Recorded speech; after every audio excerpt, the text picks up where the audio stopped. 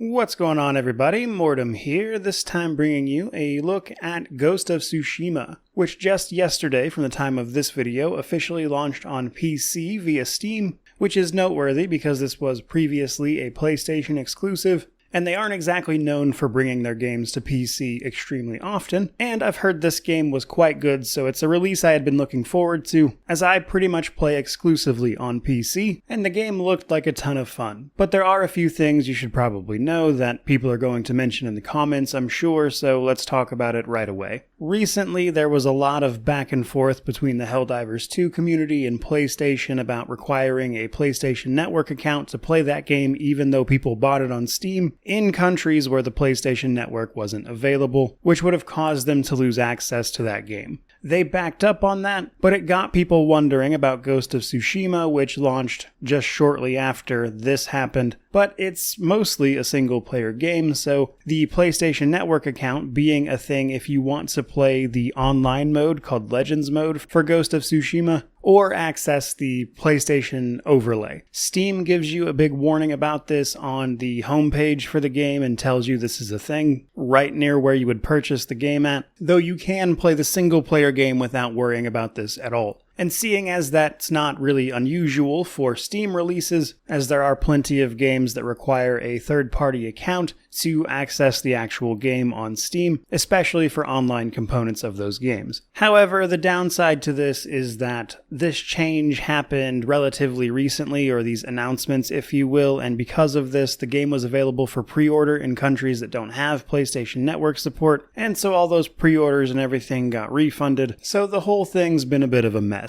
Personally, I would have preferred to see them simply drop the achievements for the PlayStation Network side of things and simply release just the single-player mode everywhere, and you'd think they'd have wanted to do that simply for the money they would have made from doing so, but that's not the decision they made, and so it is what it is. Now, with that out of the way, let's talk about the actual game, as Ghost of Tsushima is an open-world action-adventure taking place, of course, on the island of Tsushima during the late 13th century. At this time, the Mongol Empire has invaded, and our character, Jin Sakai, goes on a harrowing journey to free the island from occupation. And to that end, right away, the game starts off very, very strong. You're facing down the invading force, sending someone to challenge their leader in one-on-one combat, only for them to be doused in oil and set on fire before the Mongols started laying waste to everyone. This leads to you and your uncle falling in battle, with your uncle being captured as the leader of the island, and we ourselves come extremely close to death, only to pass out on the battlefield after being struck by several arrows, but we awaken sometime later, having been nursed back to health, only to discover that some time has passed and they've essentially taken over the entire island at this point, and Jin is going to have to reconcile his samurai ideals and code of honor with the actions that are going to be necessary to stop this invasion, which involves more underhanded tactics, and I am looking forward to seeing how this story handles those conflicting tones and approaches, as there's already been a bunch of flashbacks that talk about how Jin was raised to uphold this code of honor, and how that is what separates samurai from the criminals they liberated the island from, and having to break that code to save the people he's meant to protect, which is part of his personal code of honor, seems like a deeply conflicted moral story that's told in pretty stunning fashion. So story-wise, this game hooks you in incredibly well right out of the gate, and I'm excited to see where it goes.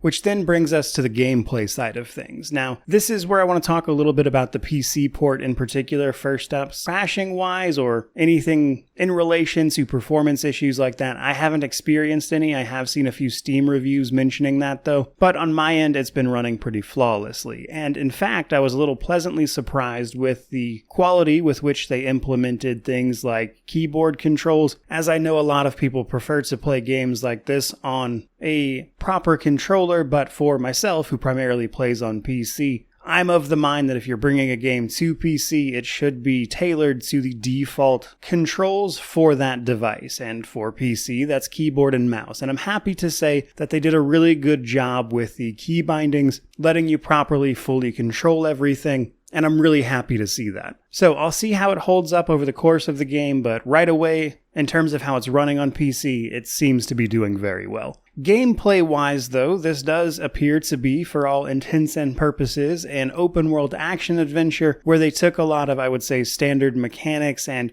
tailored them to fit the style and setting of this particular game. So while there are a lot of, I would say, typical open world checklisty type stuff, they've implemented them in a way that really captures the culture. For instance, you'll go around finding hot springs, which can increase your max health, or practicing your samurai skills by cutting through bamboo, which increases your focus, which you'll use as a resource to activate some advanced abilities in combat. And one really cool thing that the game does, and I had heard about this, but seeing it implemented is a different thing, in that the game has ways of sort of guiding you naturally to these markers rather than you simply looking at the map and running straight to them. If you want, you can track them via a marker, but rather than simply like give you an arrow or a mini-map or something pointing you on your way, the game does this gust of wind thing that changes the direction of the wind to push you in that direction. And other markers will actually use animals to guide you there, such as golden birds or foxes that will lead you to treasure, which can give you access to other forms of progression.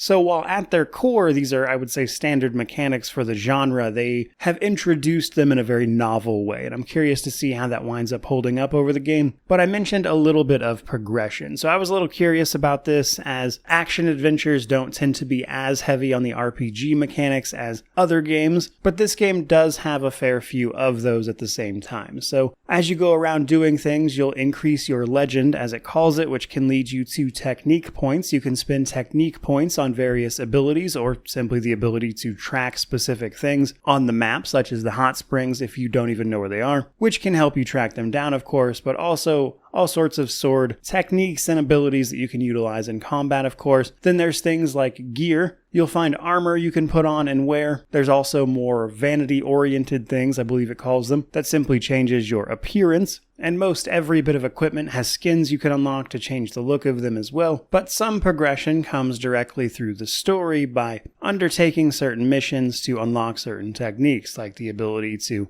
take things out via stealth or utilize a bow from some of the early missions. So it seems like, at least from here, that there's a pretty healthy sense of progression and ways to customize your playstyle a bit as you go. Combat-wise, however, I would say this game has the potential to feel especially visceral at times. Now, you're a samurai first and foremost, so sword fights tend to be the name of the game here, but you're often fighting more than one person at a time, so you have to juggle all those enemies, doing things like dodging out of the way, parrying, attacks that are specifically designed to break the guard of your enemies, and I think it strikes a good balance between giving you plenty of options to feel dangerous, but also that you are still pretty frail. And if enemies get a few good hits on you, you'll come pretty close to dying pretty much immediately, which means mastering the combat system and not leaving yourself open to counterattacks too much is, of course, important. And I'm excited to see especially how that evolves over the course of the game with all the new mechanics coming in. Like, for instance, I know that there's a stealth system so you can go around and just assassinate enemies, for instance, but also